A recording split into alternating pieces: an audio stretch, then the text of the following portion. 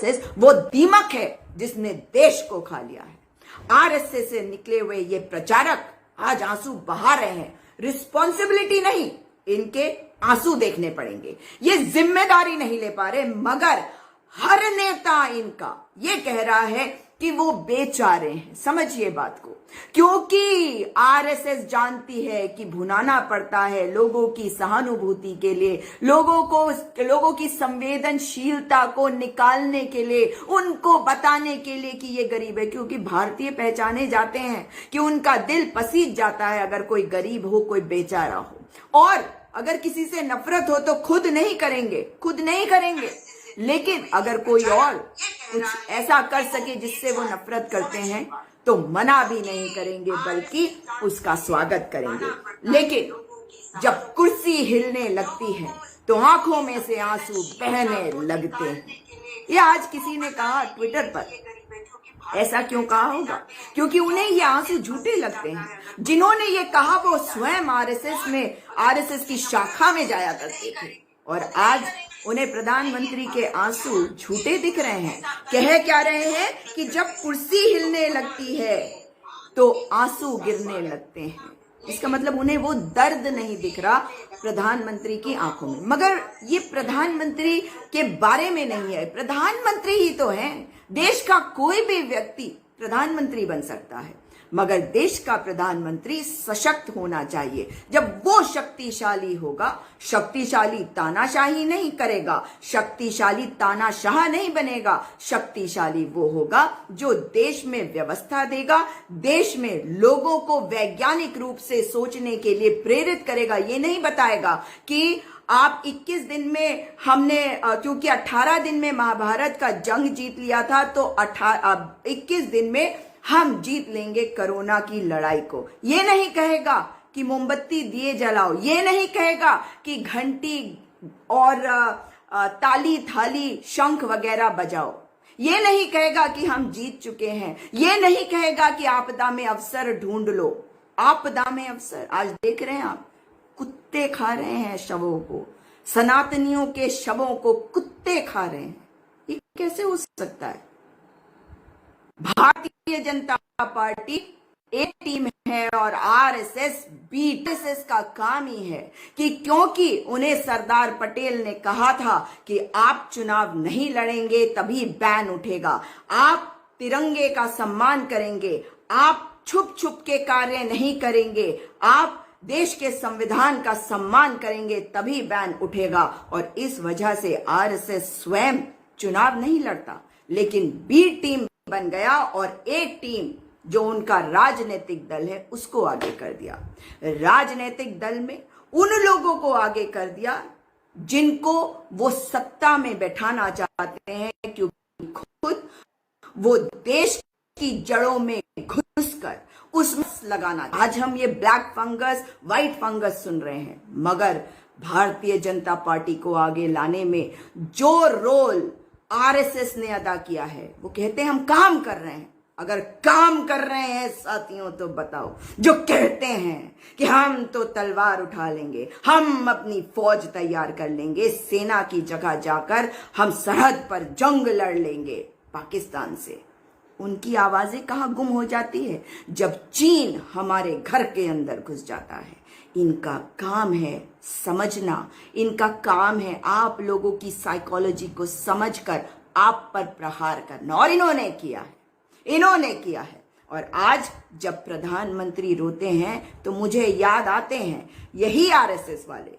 कहां गए ये? डर के घरों के अंदर, अपने बिलों के अंदर क्यों छुप कर बैठे हो, मुंह छुपाए बैठे हो, कह रहे हो हम बहुत काम कर रहे हैं। अरे कौन सा काम, कहां का काम दिख नहीं रहा?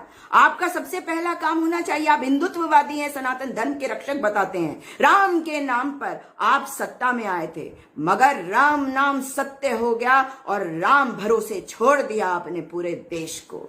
अगर संघीय ढांचा नहीं होता जिस पर प्रहार आपने किया है सदैव, जब से बना है ये आरएसएस तब से ये अंग्रेजों के पिट्ठू रहे। जब भारत बना तो संघीय ढांचे के विरुद्ध बोलते रहे। गोलवालकर जी की तो बातें आम है कि वो संघीय ढांचे में विश्वास नहीं करते थे, वे तो चाहते ही नहीं थे कि महाराष्ट्र बने। ये बताता है कि आज जिन बिलों में ये छुप कर बैठे हैं, अगर नहीं डरते, अगर सचमुच में काम करते, तो सनातनियों के शवों को जहां दबाया गया है वहां से निकाल कर उनका अंतिम संस्कार रीति रिवाजों के साथ करते। कुत्तों को नहीं खाने देते, टायर फेंक फेंक कर शवों के ऊपर उन्हें नहीं जलवा देते। आप कायर हैं। आरएसएस का एक एक कार्यकर्ता सुन ले इस बात को, आप कायर हैं और आपके संस्कार क्या हैं वो हम देख रहे हैं। सनातनियों के शवों को कुत्ते खा रहे हैं, आप देख रहे हैं, आपका दिल नहीं पसीज रहा। और आज प्रधानमंत्री जब टीवी पर आते हैं, अपने संसदीय क्षेत्र के लोगों से बात करते हैं, तो आंसू बहाते हैं। कौन से आंसू हैं ये आंसू अगर सच्चे होते तो ये आंखों में से केवल निकल नहीं जाते, इन आंखों में दर्द दिखता, इस दिल के अंदर दर्द दिखता, जो इस 56 इंच के सीने के अंदर है नहीं, क्योंकि 56 इंच नहीं, 5.6 इंच का सीना है ये। प्रधानमंत्री जिस प्रकार से आज आए और आंखों में से आंसू बहाकर चले गए, दिख रहा है आपको भूलने का शौक है। आपको अगर यही करना है, आपसे स्थितियां नहीं संभल रही, अगर आपको रोना आ रहा है, तो आपके रोने से लोगों की जानें नहीं बचेंगी। प्रधानमंत्री जी, लोगों की जानें बचानी है। आप जिस पार्टी से आते हैं, हम उन्हें नहीं कह रहे कि हट जाओ, प्रचंड बहुमत मिला है आपको, उसका हम सम्मान करते हैं। आप भारत से कांग्रेस मुक्त करा रहे थे ना, भारत से कांग्रेस को खत्म कर रहे थे। कांग्रेस के डीएनए में है भारत, कांग्रेस के रग रग में है भारत, और भारत के रग रग में है कांग्रेस, और भारत के डीएनए में है कांग्रेस। ये आज आपको दिख गया होगा। कांग्रेस और भारत को आप अलग नहीं कर सकते। आज आपकी आंखों में से आंसू निकले प्रधानमंत्री जी, ये बता दीजिए कि किसान कानून आप पीछे क्यों नहीं ले लेते? किसान बैठे, उनके जीवन की चिंता है। अगर सचमुच में दर्द होता तो कानून जिनको माननीय उच्चतम न्यायालय ने जिन पर रोक लगाई है, तो प्रधानमंत्री जी, अगर सचमुच में आपके आंसू सच्चे होंगे ना, तो आप बताएंगे कि सेंट्रल विस्टा प्रोजेक्ट को क्यों नहीं रोक दे रहे जब तक महामारी खत्म नहीं हो जाती। जितने पैसे आप इस सेंट्रल विस्टा प्रोजेक्ट में लगाएंगे, मान लिया कि आज सारे पैसे नहीं लगेंगे, धीरे धीरे लगेंगे, इसकी जरूरत नहीं है, मगर इसका कारण आप लोगों को बताती हूँ। आरएसएस के 100 साल पूरे हो रहे हैं 2025 में, यानी कि 2024 में चुनाव होंगे, और ये तब शुरू करना चाहते हैं उस कार्य को जिसके लिए कोशिश करती रही है आरएसएस, क्योंकि जंक लगा हुआ है इनके दिमाग को। नफरत करते हैं ये इंसानियत से। इनके यहाँ ऊंच नीच सब कुछ होता है। ये मानवता में विश्वास नहीं करते, ये विश्वास करते हैं तो घटिया राजनीति पे। ये ब्राह्मण को उच्च, शूद्र को नीच ये समझते हैं, मानव नहीं समझते किसी को। इनको सत्ता चाहिए थी, जिस तरह भी करके बेवकूफ बना के भ्रम में डालकर आप लोगों को बड़े बड़े सपने दिखाकर ये सरकार में तो आ गए, लेकिन 2024 इनका 100वां साल शुरू होगा। 2025 को 100 साल पूरे होंगे आरएसएस की स्थापना के। तो आरएसएस की स्थापना दिवस के लिए जानते हैं ये क्या कर रहे हैं? ये जवाहर भवन जो सेंट्रल विस्टा प्रोजेक्ट में तोड़ा जाएगा, जिसके अंदर राजीव गांधी फाउंडेशन का दफ्तर है, ये उसको टारगेट कर रहे हैं। क्योंकि आरएसएस तो ये चाहती थी कि 2025 तक इनकी सारी इच्छाएं पूरी हो जाए और शायद ये आरएसएस को खत्म भी कर देते, भाजपा मात्र रह जाती। लेकिन ऐसा हुआ नहीं, क्योंकि ना तो ये राम राज्य बना सके, ना हिंदू राष्ट्रीय बना सके। इसलिए प्रधानमंत्री जी आज वो कर रहे हैं जो आरएसएस चाहता है। मैं फिर दोहरा रही हूं, आरएसएस 1925 में बना था, तो 1924 से 1925 यानी कि वो 100वां साल होगा उनकी स्थापना का। तो उनकी स्थापना के साल में ये जवाहर भवन को, यानी कि नेहरू जी के नाम पर जो जवाहर भवन है, वही नेहरू जी जिनसे ये नफरत करते हैं, क्योंकि इनको नफरत के अलावा कुछ नहीं आता, उस जवाहर भवन को तोड़ना चाहते हैं। सेंट्रल विस्टा में ये दरअसल केवल जवाहर भवन को टारगेट कर रहे हैं। क्यों प्रधानमंत्री जी, सही कहा ना मैंने? ये तो पार्लियामेंट हाउस बनाना, ये सब बातें तो ऐसे ही हैं, सच्चाई तो यही है। जानते हैं कि मैं इस बात को समझ रही हूं, कितना भी कह लीजिए। आप सेंट्रल विस्टा प्रोजेक्ट के तहत पूरा का पूरा एरिया नष्ट कर दे रहे हैं, क्योंकि आपको हटाना है वहां से जवाहर भवन, क्योंकि जवाहर भवन के अंदर चलता है राजीव गांधी फाउंडेशन। नफरत है ना आपको इन लोगों से? अगर नहीं होता तो मान लीजिए इस बात को, ये पीछे भी हट जाते, मगर पीछे इसलिए नहीं हटेंगे क्योंकि इन्हें जवाहर भवन को टारगेट करना है। केवल इतनी सी है बात, समझ गए साथियों आप?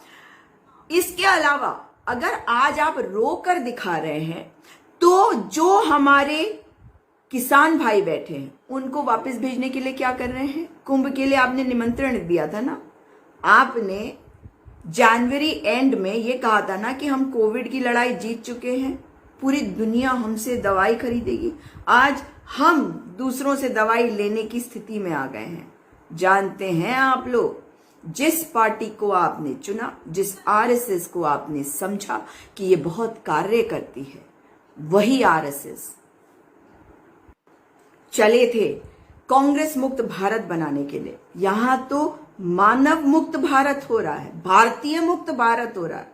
और याद रखिए, भारत के डीएनए में कांग्रेस और कांग्रेस के डीएनए में भारत है। इन दोनों को आप अलग नहीं कर सकते। आप आरएसएस से आते हैं और आरएसएस कभी नहीं चाहता था कि भारत बने। आरएसएस तो चाहता था कि अंग्रेज भारत छोड़कर ना जाए। आरएसएस ने तो समर्थन किया था अंग्रेजों का और खिलाफत करी थी क्विट इंडिया मूवमेंट, भारत छोड़ो आंदोलन की। आप वो जहरीले लोग हैं जो कार्य कुछ नहीं कर सकते मगर नफरत फैलाते हैं। अगर प्रधानमंत्री जी को जरा भी चिंता होती तो जो किसान आज बैठे हैं उनको आंदोलन जीवी और परजीवी यानी कि पैरासाइट ना कहते। वायरस होता है पैरासाइट, आप हैं वायरस। आप हैं वायरस जो इस देश का खून चूस रहे हैं। आप जिस प्रकार से इस देश में राज कर रहे हैं, आप हैं वायरस। अगर आपको लोगों की चिंता होती तो उनको परजीवी कहने की हिम्मत ना करते। परजीवी इसलिए कह दिया आपने कि आप प्रधानमंत्री हैं और आप संसद में खड़े होकर कुछ भी कह सकते हैं। आप भारतीयों को परजीवी कहने वाले होते कौन हैं? कोई नहीं, अधिकार नहीं है। देश का एक व्यक्ति देश की सेवा के लिए देश का प्रधानमंत्री बनता है, देश के लोगों को परजीवी बोलने के लिए नहीं।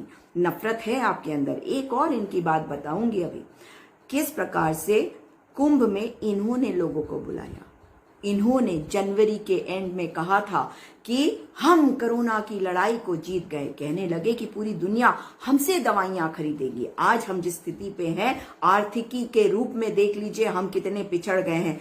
हमसे तो आगे पर कैपिटा इनकम बांग्लादेश का हो गया है, जिस बांग्लादेश को लौ महिला ने बनाया था। आप फेल हैं मोदी जी, फेल, आपके बस का नहीं है। और उधर वो आदित्यनाथ डेटा को फज करके क्या क्या बता रहे हैं। क्या लोग नहीं देख सकते? अंधे हैं, बेवकूफ समझ रखा है, मूर्ख समझ रखा है लोगों को। उनको दिखाई नहीं देता कि लाशें बह रही हैं गंगा में, उन्हें दिखाई नहीं देता कि ऑक्सीजन नहीं मिल रहा। वो कह रहे हैं ऑक्सीजन नहीं है, ये किसी अस्पताल ने कह दिया तो उसके खिलाफ कार्रवाई करेंगे। कोई कुछ बोल दे तो उसे जेल में डाल देते हैं।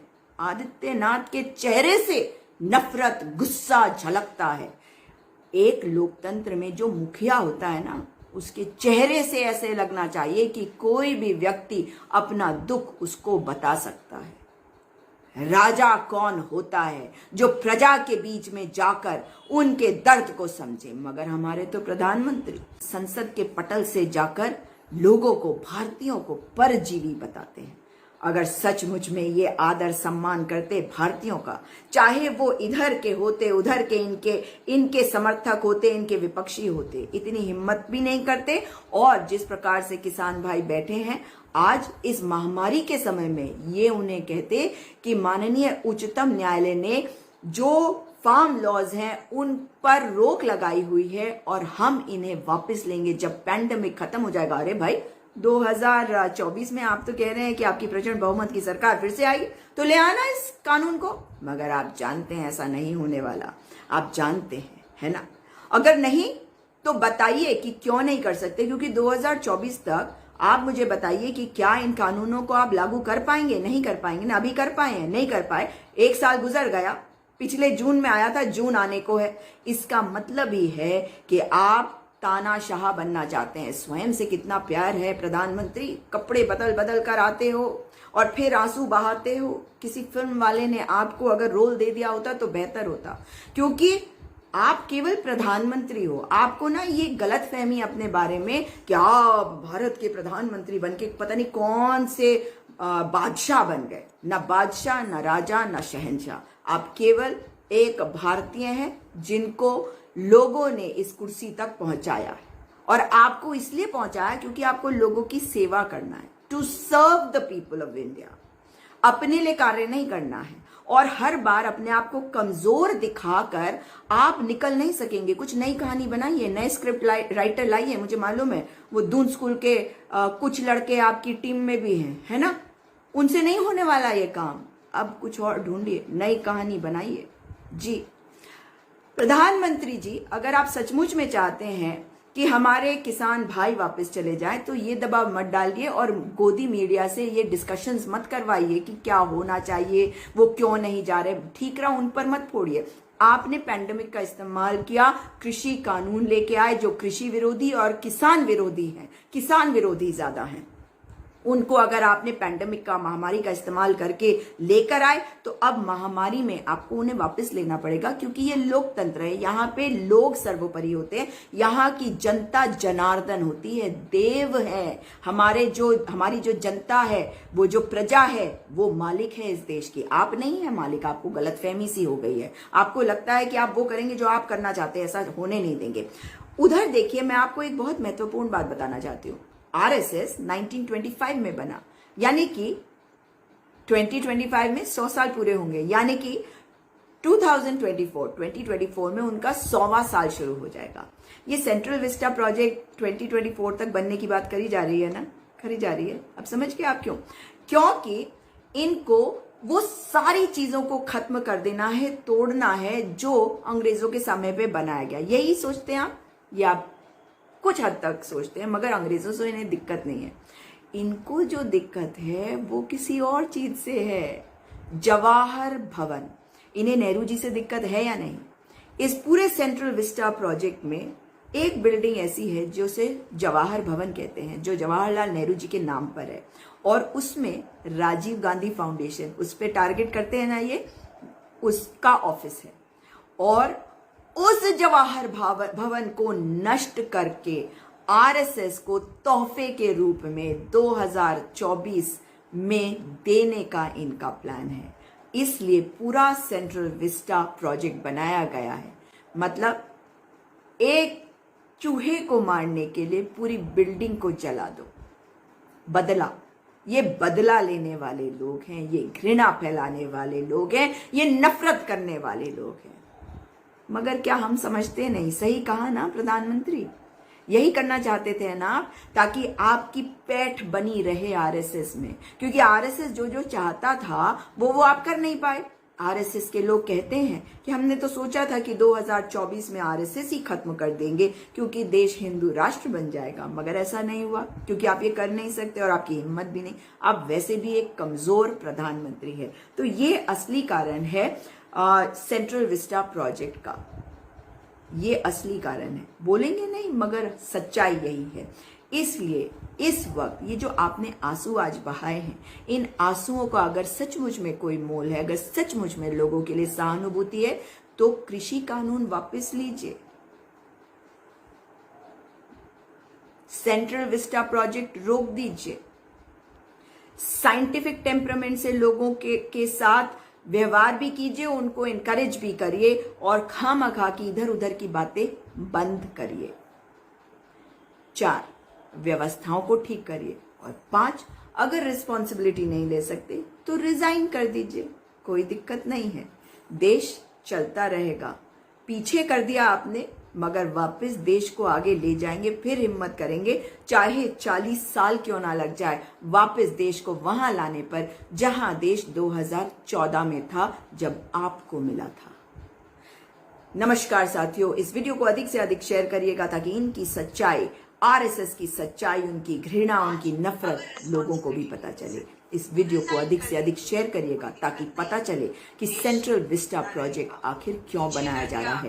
केवल आरएसएस को एक तोहफा मात्र देने के लिए उनके 100 साल पूरे होने पर। वो तोहफा है जवाहर भवन को गिराने का, वो तोहफा है जवाहर भवन के अंदर राजीव गांधी फाउंडेशन चल रहा है, इस वजह से भी उसको गिराने का। लेकिन क्या पूरे चेहरे को आप काट देंगे अगर कोई एक छोटा सा चोट लग जाएगी आपको? सोचिएगा। दोबारा मुलाकात होगी। नमस्कार, जय हिंद। बदला, ये बदला लेने वाले लोग हैं, ये घृणा फैलाने वाले लोग हैं, ये नफरत करने वाले लोग हैं। मगर क्या हम समझते नहीं? सही कहा ना प्रधानमंत्री, यही करना चाहते थे ना आप, ताकि आपकी पैठ बनी रहे आरएसएस में, क्योंकि आरएसएस जो चाहता था वो आप कर नहीं पाए। आरएसएस के लोग कहते हैं कि हमने तो सोचा था कि 2024 में आरएसएस ही खत्म कर देंगे क्योंकि देश हिंदू राष्ट्र बन जाएगा, मगर ऐसा नहीं हुआ क्योंकि आप ये कर नहीं सकते और आपकी हिम्मत भी नहीं। आप वैसे भी एक कमजोर प्रधानमंत्री है। तो ये असली कारण है सेंट्रल विस्टा प्रोजेक्ट का, ये असली कारण है। बोलेंगे नहीं मगर सच्चाई यही है।